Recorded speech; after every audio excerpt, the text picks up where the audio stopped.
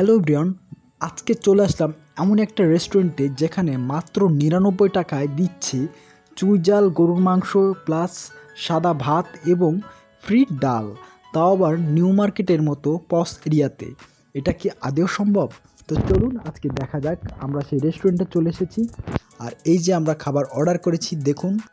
First of all বলে রাখি, তাদের পরিবেশনটা কিন্তু আমার বেশ দারুণ লাগছে, কারণ মাটির পাত্রে এভাবে পরিবেশন করে মনে হয় অনেক দিন পরে খেলাম। আর দেখুন যে একটা রসুনও দিয়েছে, কিন্তু ভাই এত কম প্রাইসের ভিতরে, ক্রস কাটিংয়ের ভিতরে কীভাবে সম্ভব এত কিছু, জাস্ট আমার কাছে কিন্তু ওয়াও লাগছে। আর আজকে ট্রাই করব যে এত কম প্রাইসের ভিতরে কীভাবে সম্ভব এত কিছু। তো দেখা যাক, ট্রাই করি।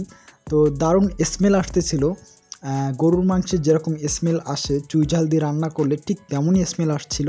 তো এখন পরিবেশন করে দেখতে হবে যে আসলে মানে ফ্লেভারটা কেমন, স্বাদ কেমন, এটা দেখতে হবে।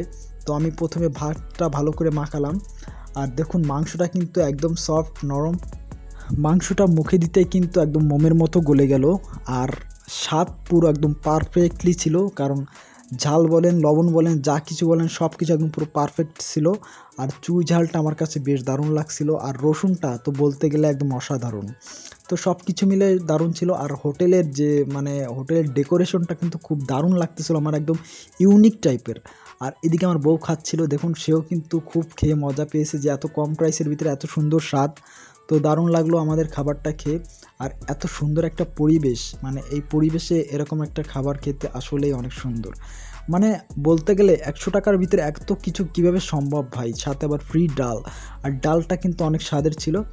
আর এই যে একটা ঠান্ডা পানি নিয়েছিলাম, একটু সাথে কোক নিয়েছিলাম, সব কিছু মিলে দারুণ। আর এই যে আমি যে রেস্টুরেন্টটাতে আসলাম, সেই রেস্টুরেন্টটা হচ্ছে নিউ মার্কেট এরিয়াতে। আর গাইস, আমি যে রেস্টুরেন্টটাতে আসলাম এটার নাম হচ্ছে কাপ্রিস রেস্টুরেন্ট। আর এটা হচ্ছে নিউ মার্কেট সেভেন সেপ থেকে শুরু করে কেডিএর দিকে যেতে যে রাস্তাটা, সেই রাস্তার একদম মাঝ বরাবর সানডিজ বাই টনির যে শোরুমটা আছে তার থেকে একটু সামনে, কফি তার পাশে। তো এত কম প্রাইসের ভিতরে যদি কেউ এরকম একটা মনোরম পরিবেশে একটা ভালো প্লেসে যদি খেতে চাও, তো আমি সাজেস্ট করব এই রেস্টুরেন্টটায় আসতে পারো।